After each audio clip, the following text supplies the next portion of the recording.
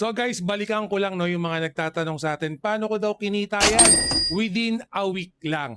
So welcome back sa Book Gaming. By the way, this is your host, Adrian. So kung hindi pa kayo aware guys, dito sa Book Gaming channel, nag-upload tayo ng mga play to earn, mga Web3, mga cryptocurrency, mga bagay-bagay na pwede natin pagkakitaan. So don't you worry, in this episode, I got you covered. So right now guys, yung nilalaro natin na play to earn, yung bagong-bago, walang iba, kung hindi si MetaF or si Meta Fastest. So guys, napaka-basic lang mag-registered sa Play to Earn na to. So pinapakita ko sa inyo, kailangan nyo lang ng valid email address at the same time, cellphone number, kailangan valid yan. At pag nakapag-registered na kayo guys, dito sa Play to Earn na to, yung main na ginagamit natin is yung NFT. Common naman yan sa mga play to earn. No? So anyway, itong mga NFT kay Meta Fastest, ang ginagamit natin is yung mga horses or yung mga kabayo. So right now may mga rarity yan, common, rare, epic, up to legendary. No? So apat na rarity. So right now magpo-focus tayo sa features ni MetaF na renting system. Guys, itong renting system ni MetaF or ni Meta Fastest, para sa akin napakalaking advantage yan.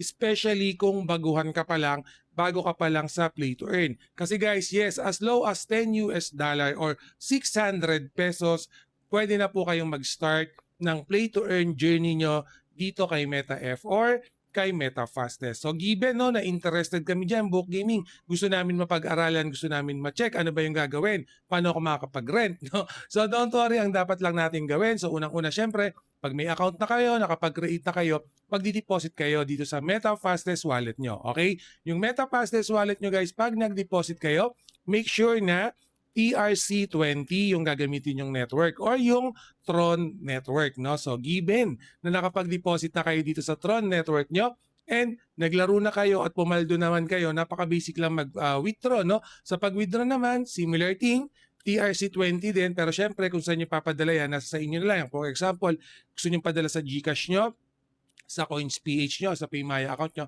pwede nyong ma-cash out kagad yan. And yes, mabilis lang po mag-cash out. Book Gaming, may horse na ako, nakapag-deposit na ako, ready to fight na ako. Paano naman yung gameplay na yan? Guys, dito kay MetaF or kay Meta Fastest, ang unang gagawin or main playthrough para makapag-earning tayo, syempre kailangan natin gamitin yung mga NFT natin, isasali natin yan sa mga racing natin. Okay guys, itong mga racing na to, kailangan at least no, pumasok yung kabayo nyo ng rank 1, rank 2, rank 3. So basically, pag rank 1 yung horses nyo, mas malaki yung makukuha niyang reward dun sa reward pool natin. Yung reward pool naman yan, ang kagandahan kay Meta Fastest, nakabase yan kung ganong kataas yung gas fee or transaction fee ng gagawin ng host. So, alam niyo naman sa mga play to earn, no, lalo na before no, sa Binance, ang tataas ng gas fee.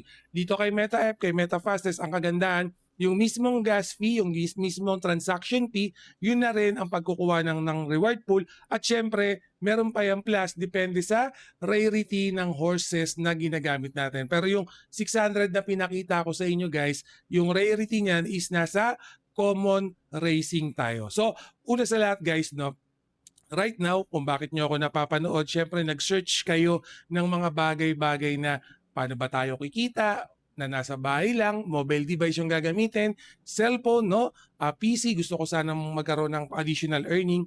Kaya nyo ako nakikita ngayon, ang tawag dyan is algorithm. So high-tech na po. So mismong si Facebook, si YouTube na yung nagbibigay sa akin para sa inyo para ma-double check nyo etong bagong play to earn na to. So ako mismo guys, dinouble triple check ko na yan. So obviously nilalaro ko tong Meta Fastest. Almost 3 months, 2 months na ako naglalaro and continuous grinding pa rin tayo.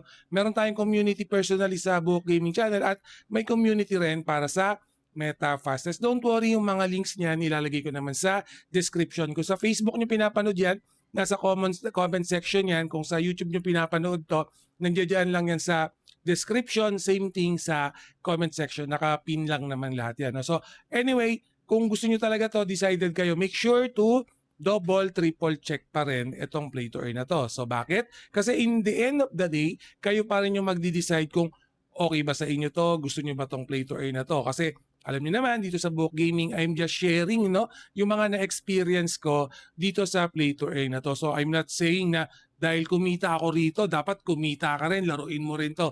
no, no, dapat kayo pa rin yung magdi-decide kung okay sa inyo to. Alright, so again guys, yung mga links niyan, pa-double check na lang, ilalagay ko diyan, no? So magkakaroon pa tayo ng maraming updates. So sa mga nagtatanong diyan, yes, every Sunday po nagla-live tayo para dito kay Meta Fastest. And yes, always remember, Book Gaming loves you all. See you again in my next video. Salamat. Mwah.